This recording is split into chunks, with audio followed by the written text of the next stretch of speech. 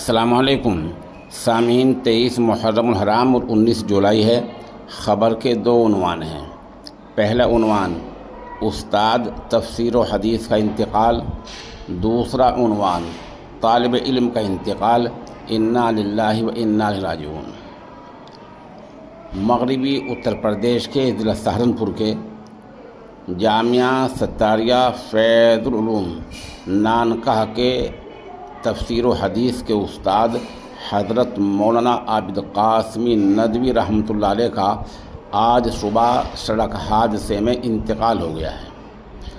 وہ اپنے گاؤں فتح پور ضلع سہارنپور سے ہی گاؤں سے بذریعہ موٹر سائیکل مدرسہ آ رہے تھے کہ راستے میں دوسری تیز رفتار موٹر سائیکلوں سے ان کی ٹکر ہو گئی، جس سے موقع پر ہی وہ اس دار فانی سے رخصت ہو گئے۔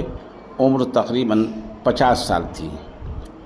جامعہ ستاریہ فیض الرحیم میں لگ بھگ ربع صدی تک 25 سال تک انہوں نے تدریسی فرائض انجام دیے ہیں۔ وہ بڑے عالم دین تھے اور وعظ بھی اچھا کہہ لیتے تھے اور لکھنے کا بھی ان کو ملکہ تھا۔ انہوں نے بڑے حضرت حافظ عبدالستار نانکوی رحمۃ اللہ علیہ کا تذکرہ بھی لکھا ہے۔ اس ادھر جو طالب علم ہیں وہ مرکز بشارت اسلامی دہرادون کے طالب علم کا انتقال ہو گیا ہے۔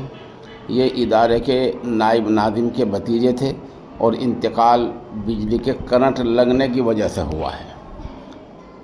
ان حادثہ فاجعات پر مولانا عامر رحیمی، قاری محمد زاہد خان، قاری مشکور احمد رشیدی قاسمی، مولانا مکرم راوت ندوی، مولانا عتیق احمد، جناب شمون صابری، جناب توصیف سہارنپوری نے گہرے رنج و الم کا اظہار کیا ہے۔ فی الحال ہمیں مرحوم کے بارے میں اتنی ہی معلومات حاصل ہو پائی ہیں۔